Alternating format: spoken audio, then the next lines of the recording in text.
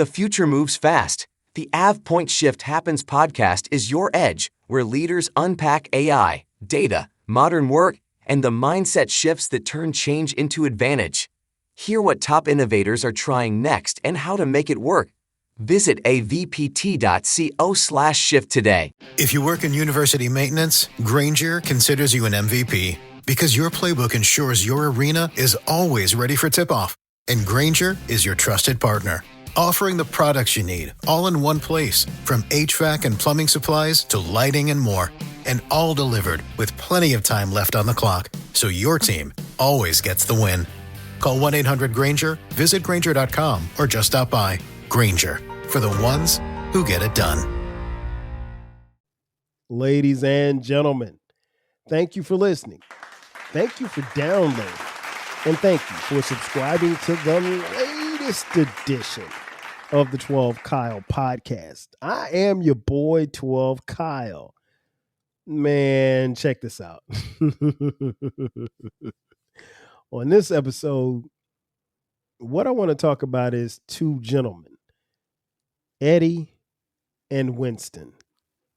At the time of this recording, the day that you hear this episode, the day that it is released, it is Father's Day. So on behalf of the reigning father of the year, myself, I would like to wish a happy Father's Day to all of the fathers out there, both near and far, past and present, and those who are father figures in the lives of many others. Happy Father's Day. I hope you have a great day. I hope you get the big piece of chicken today.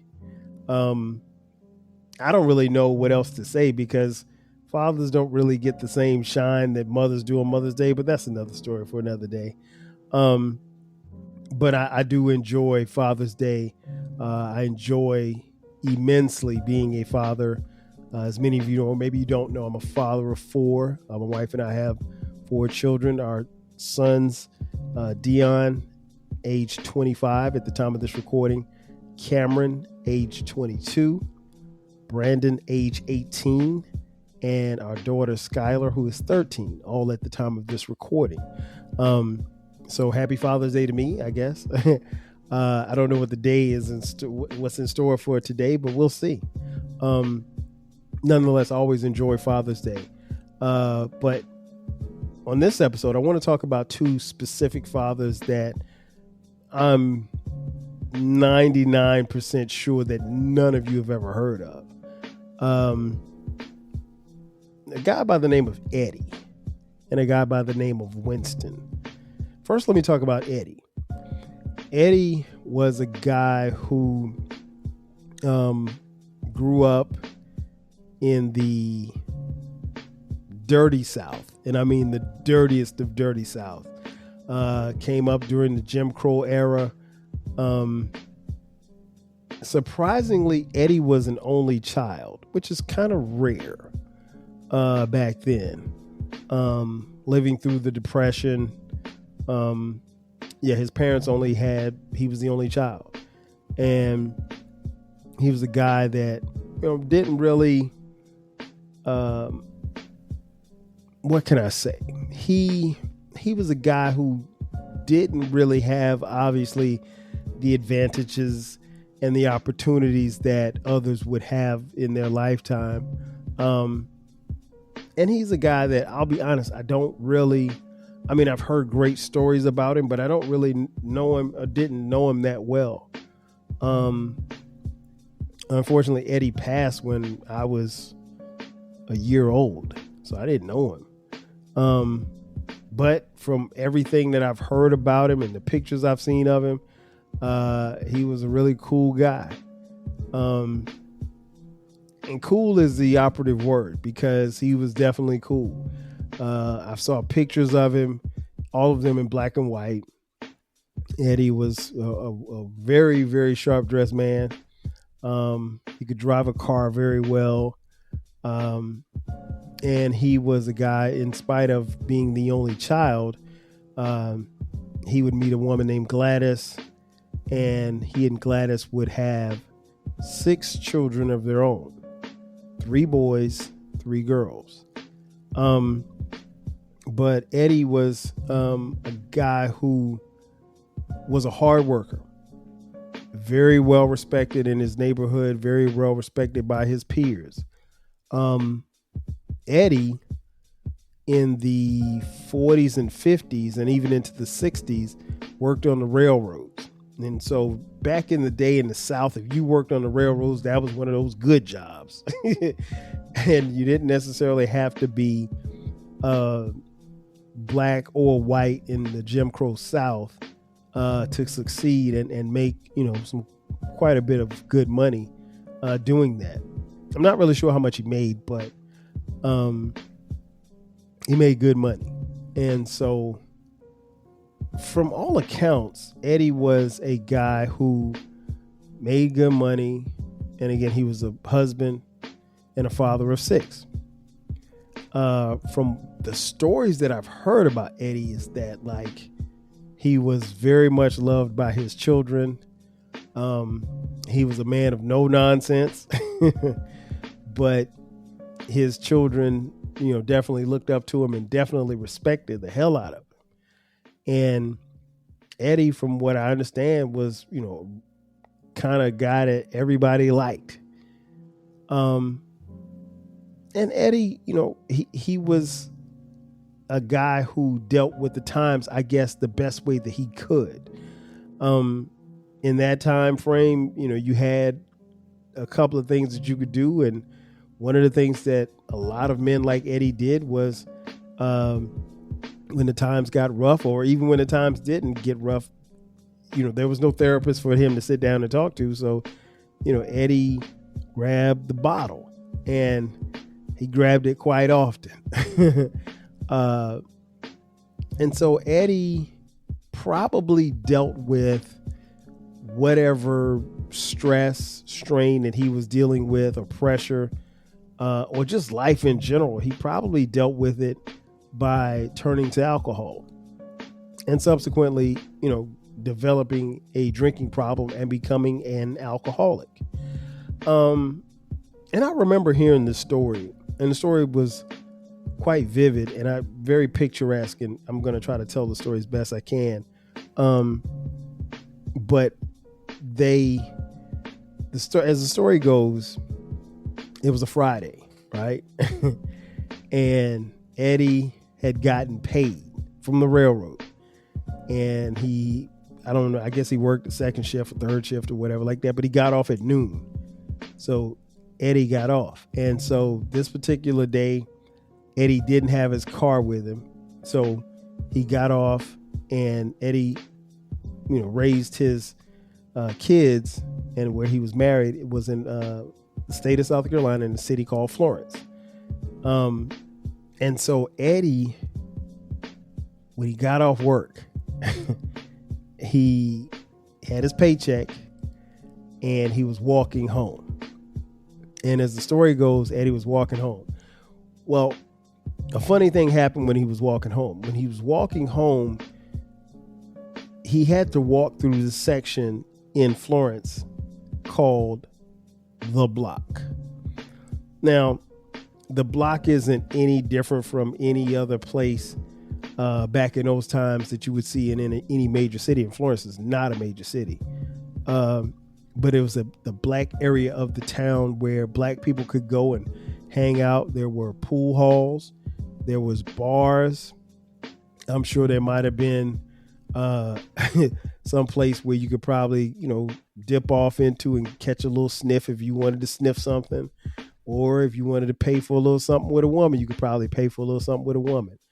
But you had to, all of this stuff was in the Block. And the Block was only maybe 2 or 3 blocks of this area in Florence. And so he had to walk through the Block. So imagine him coming home on a Friday afternoon, pocket full of money, feeling good. Okay, let me stop at this bar. And so Eddie stops at the bar, and he has a couple with the guys. Then he goes across the street to the pool hall, shoots pool for a couple of hours, to start talking trash. And now probably some money's exchanged because now they're gambling on the pool. And, this goes on for a couple of hours, I would assume. And by the time Eddie leaves, he stumbles home. He gets home about 7 or 8 o'clock, and he just had a full paycheck when he left work at 12 o'clock. But by the time he gets home, he has nothing. Nothing. All of the money gone. And so Eddie, from what I could tell, or at least from what I was told, or as the story goes, made this a habit. And so subsequently, it put a strain on him. It put a strain on his family. It put a strain on his marriage, I would assume. And Gladys wasn't happy. She wasn't happy at all.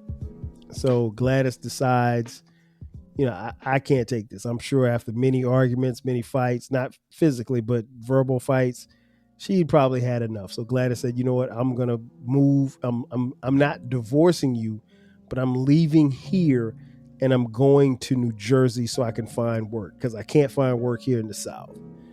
And that wasn't odd or strange for people to leave the South to go up north, because it's the one that's less hassle. Not to say that black people were treated fairly or more fair, but you didn't have to deal with the Jim Crow South. And so she left. And what was interesting was, Eddie's alcoholism became a thing, and, ultimately took his life. I don't know necessarily if alcohol killed him, but he didn't kill himself, but I don't know if alcohol killed him, but I'm pretty sure it contributed to his demise in 1973. Meanwhile, as Gladys moves to Newark, New Jersey, the other guy in this story, Winston, is living in New Jersey as well. Newark, to be exact. Now, interesting thing about Winston was that he too was married. 5 kids. Unlike Eddie, he had 5 kids. He had 3 girls and 2 boys. And so Winston was a guy who seemed to be kind of like Eddie, life of the party. People liked him. He had a home. He had, again, kids that, looked up to him and loved him, and, she would share stories about him, and they respected him, and he was very well respected in his community.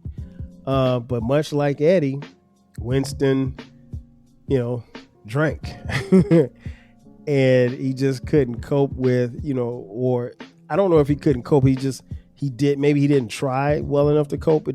He couldn't go sit on someone's couch and tell his stories about, what he was going through or what have you. While he didn't have to deal with as much racism as Eddie did in the South, he still had to deal with a lot. And again, there was no reason for him to, dive into alcoholism, but he did. And subsequently, Winston, much like Eddie, found himself in a position where his marriage was in jeopardy. Well, unlike Gladys, who left Eddie but didn't leave him. She left him physically in South Carolina to move to New Jersey.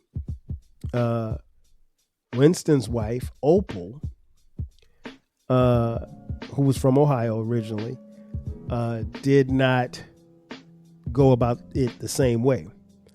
She divorced him, which in 1962 didn't really happen. You didn't see a lot of women divorcing a man in 1960. And I'm throwing a number out there because I'm not exactly sure what year Opal left Winston.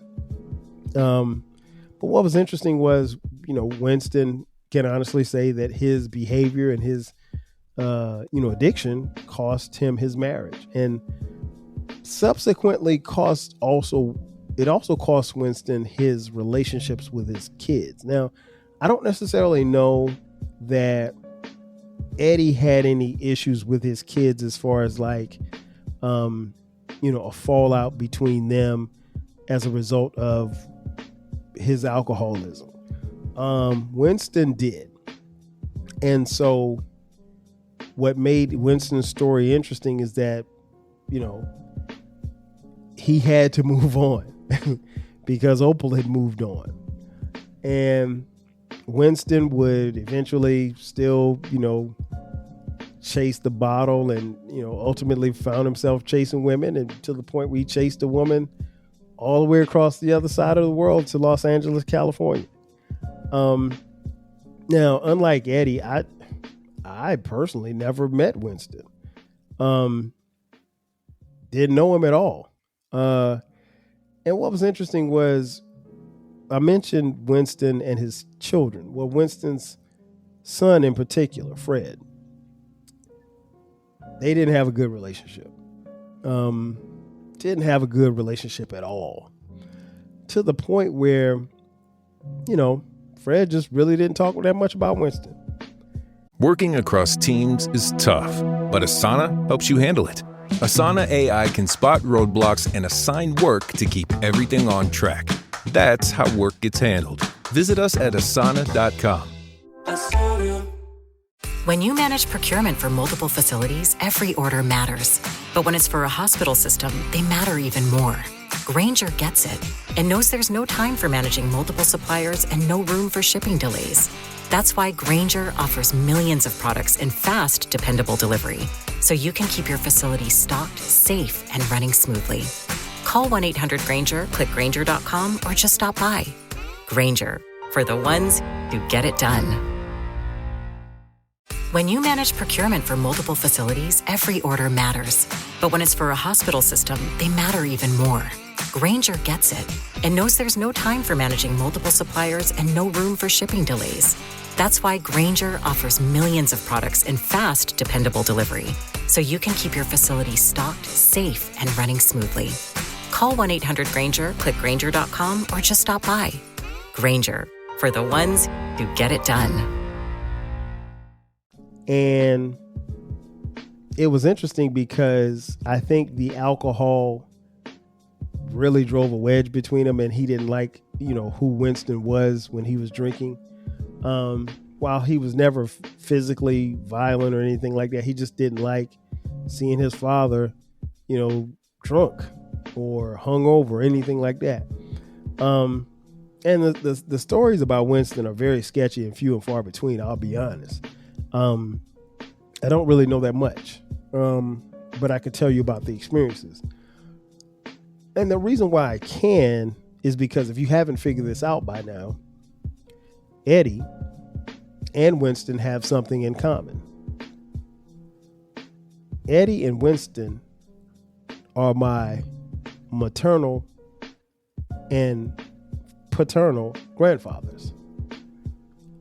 Two men who are responsible for me being on this earth because they made kids who made me. But that being said, I didn't know him. I feel like I know Eddie a little bit more than I know Winston. In fact, I don't know that much about Winston at all. And what's weird is that Eddie passed away when I was a year old. Winston passed away when I was in college in, I think, 1993 or 94. I can't remember the year. But what was interesting was I talked to Winston twice on the phone, and it scared the hell out of me because Winston, when I did talk to him on the phone, I remember I talked to him, I was probably about 8 or 9. He had called my dad and they were talking on the phone because they had gone some time without talking to each other. They didn't talk much. And he had done, I think my dad explained to me, like he was working in some plant or something like that. And he had been drinking or something like that. And basically it messed up his throat. And so between the dust from the plant and some infection that he got in his throat, he ended up losing his larynx. So when he spoke with a voice box. Not the voice box like Roger Troutman from the band Zap. But it sounded like this right here when you talk on the phone. And so when he talked to me, he said, "Hey, Kyle." I know that's terrible, but that's how he sounded. And so he sounded like a machine when I was talking to him, and it freaked me out. And I was probably, like I said, probably about 8 or 9 years old. And our conversation was quick because that scared the hell out of me. And I think I talked to him again maybe once when I was in high school. But again, I didn't know him. I knew of him. I know that he and my dad didn't have a good relationship.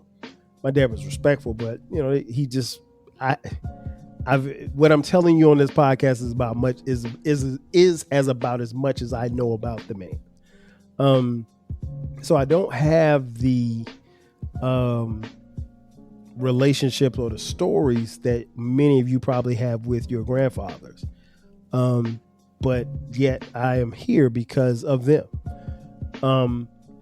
Also, what was interesting was I'll never forget, and I tell the story all the time, and it's still weird when I tell the story, but I distinctly remember when Winston passed.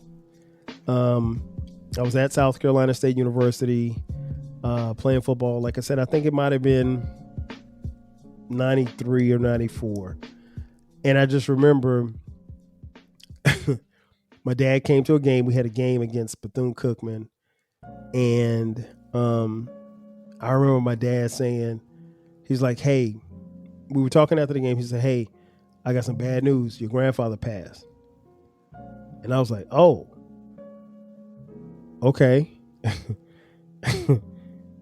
And it was a brief silence. And he was like, you want to go get something to eat? I was like, yeah. I was like, are you okay? He was like, yeah, I'm cool. And I was like, are you sure? Because I mean, like, he said it as if like, it was almost like the scenario if somebody said, hey, you remember Tony Brown from 155th Street? And you're like, yeah, I remember Tony Brown from 155th Street. Yeah, but Tony Brown got shot and killed. Oh, damn. Rest in peace. Hey, so we going to play ball today? It was just like that. I mean, like, he moved on from the subject so fast. And I was just like, this is your guy. This is your pops. And he's gone. And you're not going to cry. You're not going, I mean, but their relationship had been sour for years. And from what I can tell, he did what he could to make it as best he could. But he was respectful, but he just didn't see eye to eye with him and hadn't seen eye to eye with him since he was a teen and since his parents split. I get it, but it was still difficult because, when I think about it, I just didn't have those relationships. And I didn't have those relationships because these men weren't around. Well, Eddie wasn't around, but, Winston was around, but he was in LA. And even when I visited LA in 1987 for the first time, when I went out for the Super Bowl and for the Giants versus Denver Broncos Super Bowl 25, I was in LA. And my dad didn't even say, hey, well, you're out there. Let me make sure you go see let me make sure that your grandfather sees you. I didn't see him. I didn't know. I knew he was in LA, but I couldn't tell you where I literally could have bumped into that guy and been like, yo, you look familiar. And it was no hard feelings because for me, it's hard for me to have hard feelings or be angry or have angst towards someone who I don't know. And I really didn't know him. We shared obviously the same last name because he had my dad and my dad had me. And, I didn't dislike him or anything like that. I loved him because he's my grandfather, but I just didn't know him. And I'll be honest, what I've told you about him on this podcast is about as much as I know. I mean, I'm sure I could ask my dad more questions, but it's whatever. But I will say, and where I want to bring all of this together is the reason why my dad is the dad that he is because he didn't have a relationship with his dad. And he told himself that if he ever had children, he was going to be 10 times as good a dad as the dad that he had. And that's what he's been for me, my brother, and my sister. And so Subsequently, he's been a great grandfather to my kids and my brother's kids and my sister's kids. And my stepbrother. Can't forget my stepbrother. He's been a great dad, and my stepbrother too. But yeah, I mean, like, so I have to thank Winston, because if he didn't do anything else, he showed my dad what he shouldn't be. And subsequently, because Winston and Eddie drank as much as they did, maybe that's why I didn't have my first drink until I was 26 years old. And I mean, even now, I mean, I mentioned it before in the podcast, like I'm the most social of social drinkers. Like, I don't even drink like that. And I even now, to this day, at the time of this recording, I can't tell you the last time I had a drink. It's been that long. It's been quite a few months. Like, I'll go months without drinking. And I think at some point I'm probably going to get back to the point where I stop drinking altogether. And because there's never been a strong desire to drink. It's just, it's cool if I feel like it, but if I don't feel like it, I don't feel like it. It's not, I've never been the guy like, come home, or let me have a beer, because I've had a hard day at work. I've never been that. And my dad said, alcoholism runs in our family. I don't necessarily know if that's true, but I mean, I had 2 alcoholic grandfathers. Could it be possible, or could I be preconditioned to it? Possibly, but that's not why I didn't drink. I just didn't see anything in it. But I will say this much, Winston definitely helped him be a better father. And I definitely think that Eddie passed on his work ethic to my mom, and subsequently passed it on to me. So while I don't have any memories, while I don't have, the memories or the experiences of them watching me play football, or watching me play baseball, or coming to my high school graduation, or coming to my college graduation, or coming to my wedding, while I don't have any of those things, I am thankful that, the traits that they did pass on to their children, more specifically my parents, got passed to me. And subsequently, I hope that I pass those traits and characteristics on to my children. I think I have so far, but we'll see. Nonetheless, I want to say Happy Father's Day to Eddie and Winston. Nobody else is going to tell them Happy Father's Day, but I want to, use this platform to tell them Happy Father's Day, because in many ways, they have provided a blueprint of what to do, or maybe what not to do as parents. And more importantly than anything else, they gave the seeds of life to the people who gave the seeds of life to me. And I'm thankful for that. I'm thankful for Eddie's work ethic. I'm thankful for how Eddie loved on his kids. I'm thankful for how Winston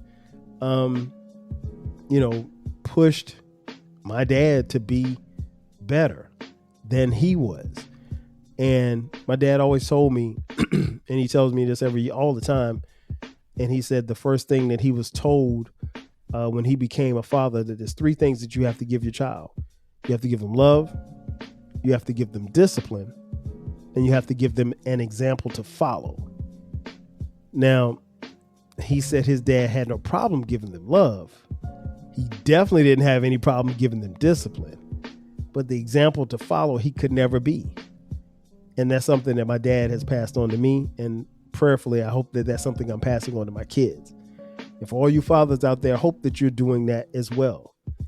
And if you're not, think about Winston, think about Eddie, and think about what you shouldn't want to be. But again, no matter what they did wrong, they were still the men who cared for and provided for their families. And in that, I salute them. I love them. I carry their spirit. I carry their blood. One of the reasons why I do this podcast is because if these mediums stay around long after we're gone, somebody will be able to press play and understand how their grandfather felt in 2025. or how their great-grandfather felt in 2025, or how their great-great-grandfather felt in 2025. I would love to be able to press a button and hear Eddie's voice. I would love to press a button and hear how Winston sounded before he lost his larynx or whatever. But ultimately, again, by society standards, they may have fallen short, but in my eyes, they weren't perfect, but they were great men. And I'm thankful for them, because without them, there would be no me. Ladies and gentlemen, that's going to do it for me. Thanks again for checking out this edition of the 12 Kyle podcast. Be sure to subscribe to the podcast. We drop new episodes every Thursday and every Sunday at midnight. If you're on YouTube, thank you for watching. We appreciate it. Subscribe there. Make sure that you share the podcast with all of your friends. Also, we have a new baby. It's called the Rap Soul Podcast. You can find the podcast wherever you're watching or listening to this podcast as well. It is the best music podcast that you've never heard. We talk about hip hop, rap, soul, and R&B, music and artists, conversations that deal with all of that. I tell people it is the best music podcast that you've never heard, so make sure that you check it out. And lastly, if you want to support this podcast financially, hit us up on Cash App, $TWELVEKYLE. Also, we have merch. If you would like a 12 Kyle podcast t-shirt, hoodie, or coffee mug, click the link in the description box that says merch, and there you can find what we have. We got it for the low. Again, this has been the latest edition of the 12 Kyle podcast. Again, salute to all the fathers out there. Happy Father's Day. Winston, Eddie, thank you. I love you. I'm your boy 12 Kyle. I'll catch you guys next time. 5,000. Cheer.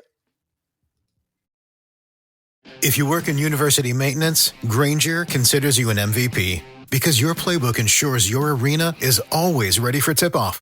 And Granger is your trusted partner, offering the products you need all in one place, from HVAC and plumbing supplies to lighting and more, and all delivered with plenty of time left on the clock, so your team always gets the win.